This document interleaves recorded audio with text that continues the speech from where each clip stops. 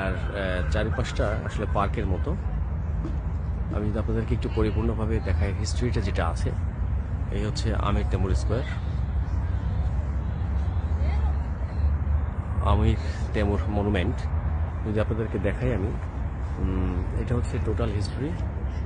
দেখুন এখানে আসলে কমপ্লিট হিস্ট্রিটা লেখা আছে। আসলে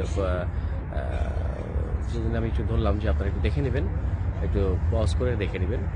সো ওইখানে লেখা আছে। যদি আমি একটু জুম করে দেখাই আপনাদেরকে,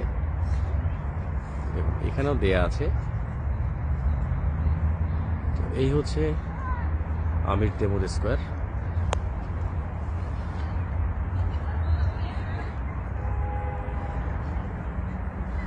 আর এর পেছনে যেটা দেখতে পাচ্ছেন, এটা হচ্ছে হোটেল উজবেকিস্তান। এই জায়গার সব থেকে পুরনো যে হোটেলটা, এটাই হচ্ছে হোটেল উজবেকিস্তান। খুবই